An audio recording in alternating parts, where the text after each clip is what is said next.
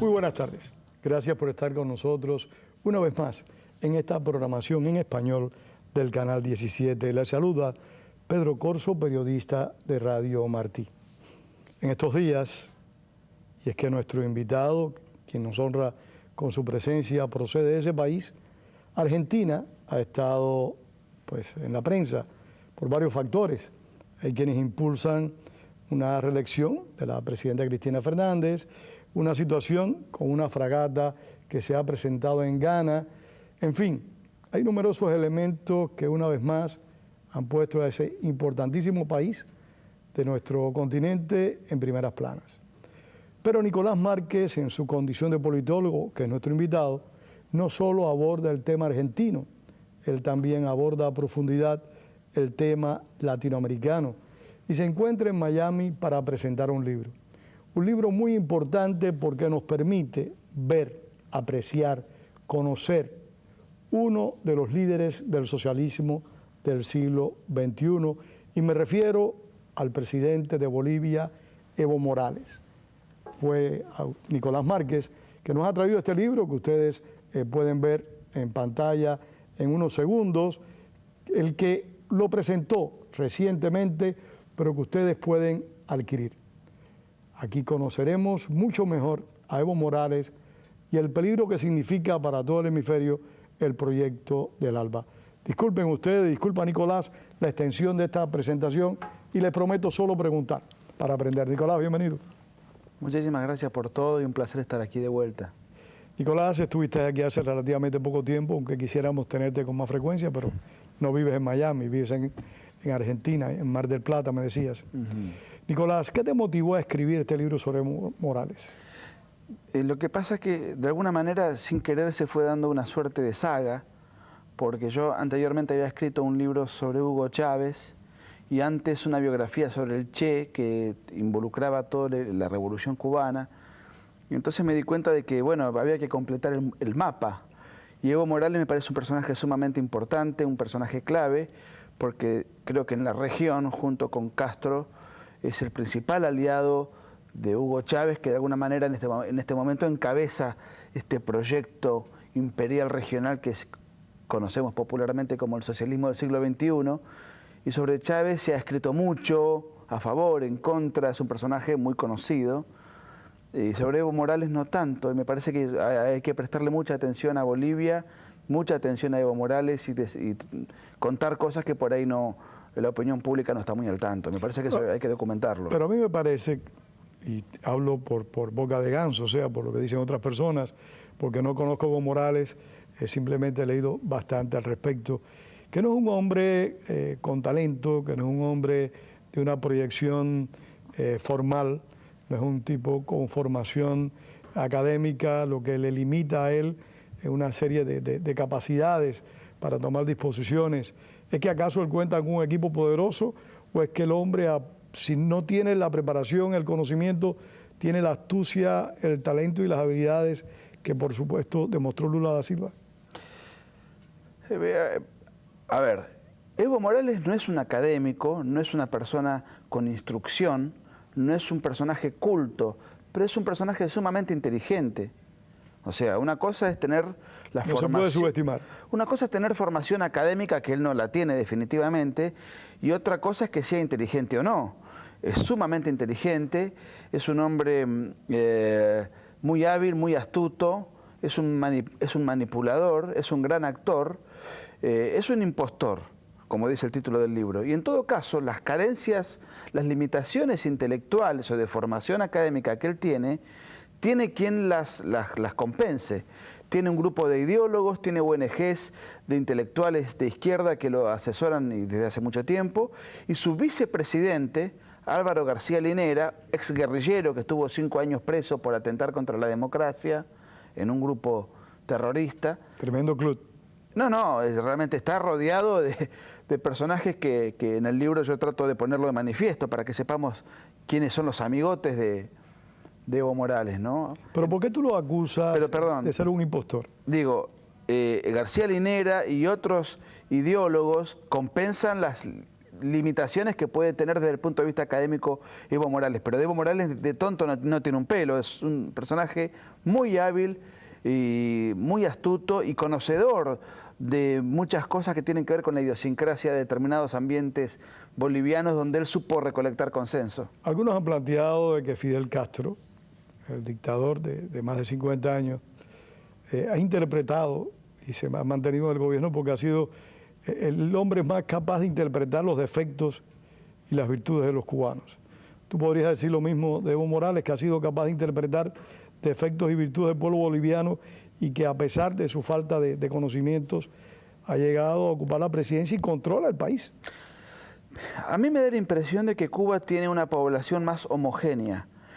Y de repente lo que vos decís sobre Fidel Castro, pues creo que debe ser así. Él conoce las miserias y las debilidades de los cubanos. En cambio, Bolivia es una sociedad dividida y partida, con dos idiosincrasias muy distintas entre el Oriente y el Occidente. O sea, él conoce, me parece, bastante bien los gustos, las debilidades de un sector, que es el que a él lo apoya. ¿Cuál, el indígena? Digamos que el sector cocalero, el sector campesino, determinados ambientes. Ahora, el sector de Santa Cruz de la Sierra, de la famosa Media Luna de Bolivia, él ahí no penetra, no tiene predicamento. Entonces, ¿qué hace? Los persigue. Los persigue, les hace golpes de Estado a los prefectos de esas regiones, represión muy fuerte. A un sector él busca ganarle el consenso y al sector al cual él no puede llegar lo persigue. ¿Tú le persigues? Pero me hiciste una pregunta que la de... ¿Por qué le dijiste al impostor? El impostor, porque es un impostor, porque él dice que es un indio y no lo es, porque él dice que, mejor dicho, que es un indígena y no es un indígena, es un mestizo que se llama Morales, que es un apellido español, y no habla un solo idioma precolombino. Y él, sin embargo, se disfraza, viste, hace toda una serie de ademanes y él tiene todo un folclore precolombino que le han fabricado, porque él no tiene nada que ver con eso que él pretende reivindicar de la tradición ancestral de los aymaras. Es un verdadero impostor. De hecho, los indígenas verdaderos, puros, auténticos de Bolivia no lo quieren a él. El sustento político de él son los cocaleros que producen la materia prima para cocaína. ¿Y en los cocaleros hay indígenas y no indígenas? La población boliviana indígena pura debe ser el 15%. La mayoría de la población boliviana son mestizos, o sea, mezcla de europeos con personajes autóctonos. Es un crisol y también existe una minoría blanca. Pero digamos, toda esta cuestión de que es el primer presidente indígena, de que viene a redimir 500 años de opresión, eso forma parte del relato y del verso que le venden los ideólogos que han sabido construir una determinada propaganda, un determinado eslogan para ofrecerle a la comunidad internacional. Pero eso forma parte de la impostura. Ahora, Nicolás, ¿tiene Morales la capacidad de proyección política hacia el exterior que ha demostrado Hugo Chávez y que en su momento demostró Fidel Castro y que Rafael Correa en alguna medida también intenta expresar? Yo creo que él no tiene a lo mejor la proyección para liderar un proyecto continental, pero sí para acompañar un proyecto continental como el que tiene en mente Chávez o el que en su momento tuvo en mente Fidel Castro. Habría que ver Correa, que es muy astuto y a lo mejor tiene ambiciones para liderar. Y sí tiene formación académica, y tiene llega determinada a otras bases. Ahora, él no solamente, él sí ha demostrado la capacidad para liderar un proyecto autoritario en Bolivia y en todo caso para anexarse y acompañar dentro de la región. Lo que sí ha tenido la habilidad, él y sus adláteres, es de venderlo mundialmente. Las giras que Evo Morales hizo por Europa ha sido recibido con mucho beneplácito por toda la izquierda latinoamericana y por toda la izquierda, por la elegante izquierda socialdemócrata de Europa. Ese relato del indígena incomprendido, postergado, que viene a reivindicarse, explotado por siglos, que es toda una farsa, una estafa, una ficción, una impostura, ha sido vendido con un éxito impresionante. Ken, el novio de Barbie, era vendido en el primer mundo con la chompa que usa, con la ropa que él utiliza para venderse como con la huipala, con la banderita similar al pabellón gay. Hay toda una coreografía, un montaje escénico muy hábilmente preparado que no tiene nada que ver con la auténtica tradición precolombina. Bueno, toda esta estafa, toda esta impostura es lo que yo trato de desenmascarar en el libro, ¿no es cierto? Mencionaste a su vicepresidente como una de las personas más próximas. Sí. Hay otros individuos, otras personalidades que le prestan apoyo serio y efectivo a Morales, y hay también fuerzas de oposición capaces para los próximos comicios de enfrentarlo con posibilidades de éxito.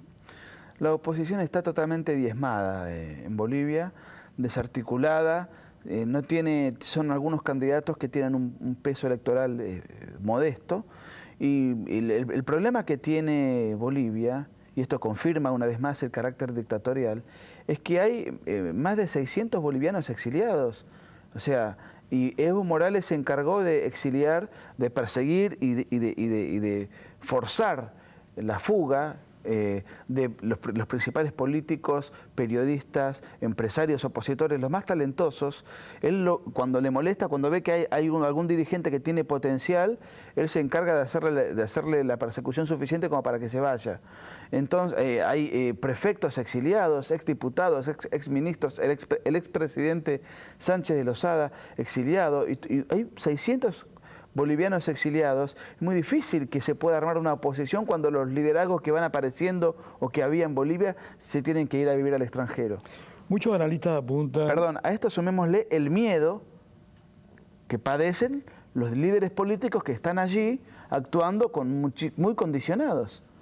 Hay muchos analistas que plantean que el presidente Chávez ha logrado establecer en Venezuela una dictadura institucional.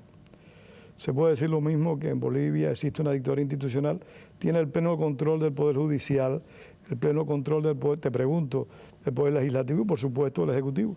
Él hizo lo mismo que con la característica propia de la idiosincrasia de Bolivia, con la realidad de Bolivia, hizo lo mismo que Hugo Chávez, o sea, él persiguió a los opositores, los exilió, algunos fueron asesinados en episodios sospechosos, controla la prensa, controla el Poder Judicial, modificó la Constitución de Bolivia y le cambió el nombre también. Entonces, o sea, este tipo de... Como Chávez. Este tipo, claro, de caudillos fundacionales, ¿no es cierto?, providenciales. Esto es propio de las dictaduras modernas. La dictadura moderna, por ahí la de Cuba todavía es una dictadura a la vieja usanza. Clásica.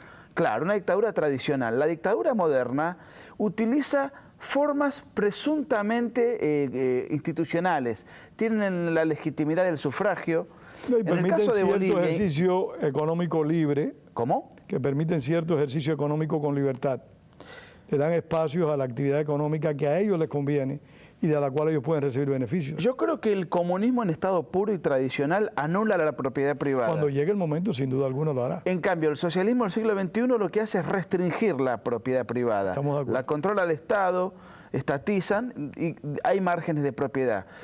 Me parece a mí que el castrismo anuló las libertades y el socialismo del siglo XXI las restringe, las disminuye cada vez más. ¿No es cierto? Hay una diferencia, porque en el mundo globalizado hay que hacer el teleteatro de la democracia, aunque no exista una democracia en serio, no haya división de poderes, hay que darle cierto maquillaje, porque no se puede ya sostener a rajatablas el estalinismo. Entonces hay que hacer un poco de parodia. Hay que hacer concesiones. Y hay que hacer una impostura. Y de ahí otra vez volvemos al título. No, el título ha sido muy oportuno y yo creo que realmente no solo refleja la actitud y la acción de Evo Morales, sino la de otros mandatarios del continente que por medio de elecciones han ido estableciendo lo que algunos llaman el despotismo electoral. O sea, el voto les sirve para llegar al poder ahí, establecer y producir las reformas que les permitan perpetuarse en el gobierno. Pero... Déjame ver una pequeña cosita, porque algunos van a decir, bueno, pero los bolivianos han votado por Evo, en Venezuela se vota por Chávez, en la Argentina, que va camino a esto, se vota por... En los próximos 10 minutos que nos queden vamos a hablar de Está bien, pero digamos, en realidad, también el sistema electoral, la libertad del sufragio, tiene mucho de paródico, porque el partido oficialista es un partido estatal, que maneja a los jueces, los servicios de inteligencia, cuenta los votos, maneja la propaganda oficial, censura a la prensa opositora. Entonces el votante está muy condicionado, además por los planes clientelistas y de subsidios. Entonces finalmente eso se explica también por qué estos caudillos ganan elecciones con tanta comodidad, porque cuentan con el aparato estatal a su favor. Entonces no es una competencia entre dos partidos políticos, es una competencia entre un partido político opositor, que es una organización cívica, contra el Estado. El partido oficial y el Estado se confunden en una misma entidad. ¿Cómo competís contra el Estado? Es que logran manejar, controlar, manipular todos los poderes públicos y por lo tanto las elecciones son parte de ese poder público con los consejos nacionales electorales. Lo vemos con Chávez, con Morales y con todos los demás. Ahora bien, ¿qué posibilidades tú le ves, como un hombre que tiene una visión hemisférica, de que los demócratas del continente pues puedan restablecer en los países donde se ha perdido la democracia ese derecho, esa oportunidad que se han ido conculcando? Cada país tiene su realidad. El caso de Venezuela, haberse unido ya fue un primer paso importante. No es el caso de Argentina, que están dispersos, no es el caso de Bolivia. Me parece que en ese sentido, a pesar de haber perdido fraudulentamente o no, no lo sabemos, fue un primer paso. Y después me parece a mí que hay una cuestión que es ajena a la oposición y al oficialismo, que es la coyuntura económica. La coyuntura económica, hace 10 años que América Latina está gozando de una excelente situación, muy mal aprovechada por estos demagogos, por estos autoritarios que han despilfarrado, que han espantado a la inversión privada, etc. Pero sin embargo han recibido el suficiente dinero como para poder anestesiar, entretener y conservar el poder. Si esa relación económica cambia, estos personajes no se pueden sostener porque no tienen sistemas que permitan generar riqueza por sí. La que se ha generado ha sido de casualidad por precios extraordinarios internacionales de lo que América Latina por casualidad produce: petróleo, gas, materia prima. Si esto se mantiene, el poder de estos personajes puede mantenerse. Si estos precios bajan, el poder de estos personajes peligra, y esto ya es ajeno a la oposición y al oficialismo. Pero Nicolás, aparte de la gestión Sí. que pueda hacerse dentro de cada uno de estos países, hay países del hemisferio que tienen democracias sólidas. Algunos sí. Y como Chile, por ejemplo, Sí, Uruguay. como Colombia, como Uruguay. O sea, son democracias de las cuales no cabe duda. Y el mismo Brasil, con las limitaciones últimas que hemos visto, esa independencia de poderes al procesar a los partidarios Lula da Silva, y algunos de ellos haber sido condenados tan severamente, demuestra que hay una independencia de poderes, o da la apariencia de una seria independencia de poderes.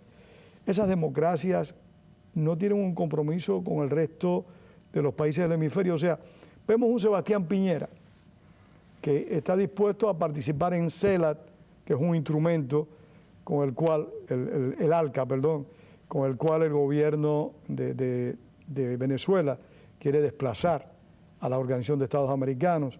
Y vemos al presidente de Colombia decir que Hugo Chávez es su nuevo mejor amigo. O sea, ¿no hay un compromiso por parte de estos mandatarios con el resto del continente? No, por dos razones. Por un lado, porque muchos de los países más o menos serios de la región, en el fondo, si bien funcionan las instituciones, y yo no puedo decir que no son sistemas democráticos como Brasil o como Uruguay, y es verdad, funcionan y son respetables, pero no nos olvidemos que ambos mandatarios han sido guerrilleros, vienen del marxismo. Entonces, si bien afortunadamente se han adaptado a la democracia, yo veo que ven con simpatía a sus colegas. Entonces no son opositores, funcionan mejor, respetan la ley, y yo eso lo celebro, pero no son opositores profundos, no son sustancialmente diferentes. Son diferentes desde el punto de vista de que defienden el Estado de Derecho, y yo me alegro, pero no van a ser cruzados de la libertad hemisférica. ¿En el caso de Chile y de Colombia? En el caso de Chile, a ver, Santos no es Uribe. Ha sido mucho más blando, ha demostrado ser mucho más mesurado, más mesurado con la FARC, más mesurado con Hugo Chávez, a quien calificó de su mejor amigo, un personaje que cobija a la FARC, que es una organización narcoterrorista que desestabiliza la paz y la tranquilidad de los colombianos. Realmente a mí me sorprende lo de Santos. Me parece un personaje que no le veo la convicción ni la disposición como para ser una alternativa hemisférica. Es un demócrata, es un hombre respetuoso de la ley, sí, pero ideológicamente ha tenido unos zigzags bastante preocupantes. Y Piñera, a ver, también está muy condicionado. Él mismo se autocondiciona porque él viene de una centro-derecha, que es la famosa un complejo coalición de culpa, se pudiera decir. Sí, pero en realidad la UDI y Renovación Nacional, que son los dos partidos que conforman la alianza de centro-derecha en Chile, él es un extrapartidario, él es demócrata cristiano. O sea que es un extrapartidario de centro-izquierda que entró por la ventana en la coalición del centro-derecha. Entonces, a mí me parece que no puedo decir, por supuesto, que Piñera sea un hombre de izquierda, que no lo es. Lo que quiero decir es que, a mi juicio, el centro de América Latina es culposo, le falta convicción ideológica. Me parece a mí que hay una suerte de pusilanimidad en el centro de América Latina. Estoy de acuerdo contigo y creo que eso hay que criticarlo porque también se apreció con un hombre enérgico y fuerte como fue Álvaro Uribe. Álvaro Uribe no mostró una preocupación clara y concreta al resto del hemisferio, apreciándose que el socialismo del siglo XXI se iba extendiendo. Pero nos quedan casi 7 minutos nada más y quiero que nos hables de Argentina. ¿Qué pasa con la señora Cristina Fernández? ¿Pretenden perpetuarse en el poder? ¿Se radicalizaría el gobierno argentino en un nuevo mandato de la señora Fernández? El gobierno argentino se viene radicalizando fuertemente.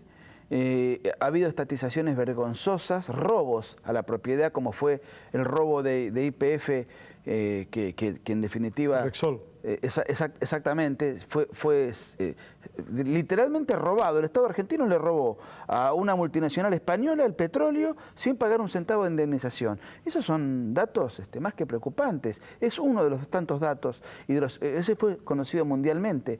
Pero el gobierno está permanentemente interviniendo, hay persecuciones a través de lo que es la AFIP, que es el órgano que se encarga de la recaudación impositiva, con impuestos confiscatorios. Hay un avance del Estado de manera constante y sonante sobre la propiedad y sobre las libertades individuales, y además sobre la prensa libre. Hay un ataque rabioso sobre la prensa libre, hay una nueva ley de medios que pretende ser aplicada de manera completa a fin de año y con ello liquidar lo poco que queda de prensa libre.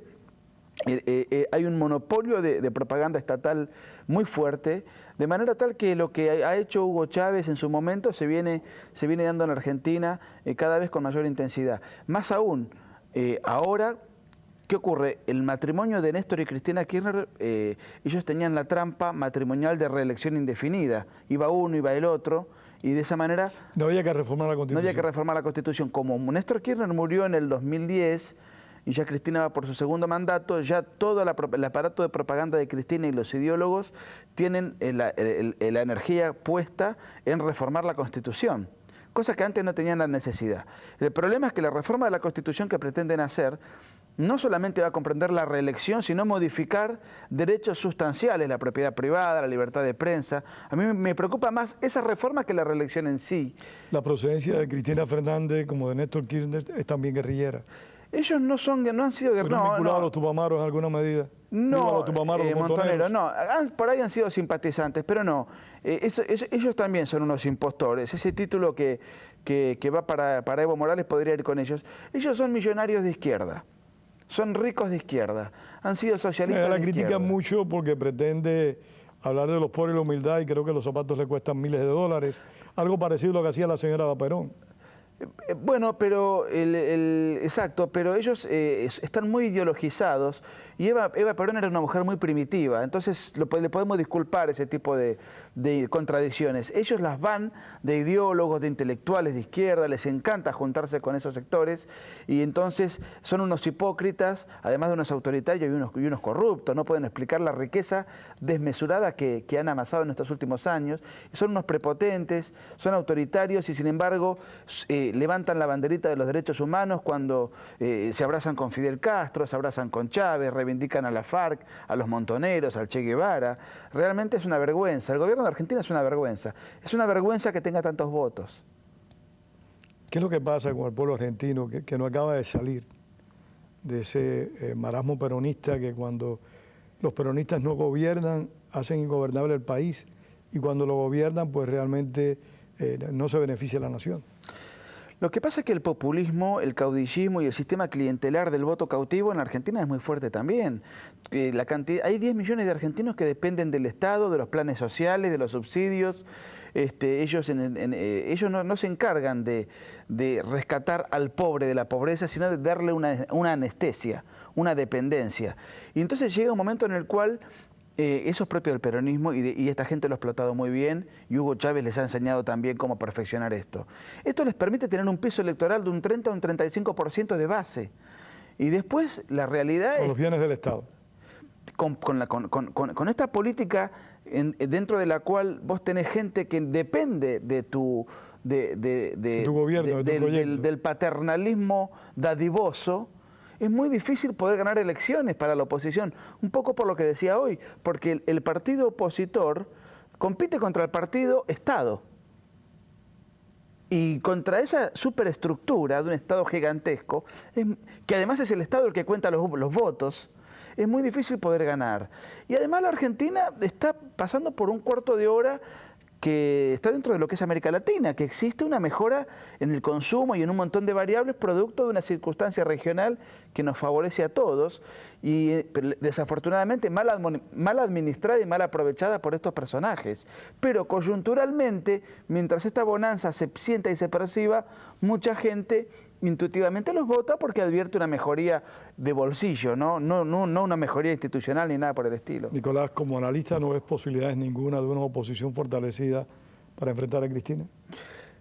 En el año 2009 el kirchnerismo ya perdió las elecciones y las perdió de manera contundente. Han demostrado después una capacidad de recuperación. El año que viene hay elecciones y el kirchnerismo, Cristina Kirchner particularmente, está muy desacreditada por escándalos múltiples que hubo en los últimos momentos. Hay elecciones legislativas. Yo creo que las puede perder a manos de un montón de opositores. Lo que pasa es que para llegar a presidente, que son las elecciones del 2015, necesitas que esa oposición se junte. Si uno saca 10, 15 y ella saca el 40 y La gana. coalición. Muchísimas gracias a ustedes por haber estado con nosotros. Quiero reiterar este libro que ha venido a presentar mi amigo Nicolás Márquez, politólogo argentino, El impostor de Evo Morales. El impostor, ustedes lo pueden ver en pantalla en unos minutos. Lamentablemente el tiempo se nos ha terminado, pero Nicolás, tú sabes que estas puertas siguen abiertas para ti, para cualquier demócrata del hemisferio. Así que te esperamos en otra oportunidad. Gracias a todos, tengan buenas tardes y gracias, Nicolás. Muchas gracias.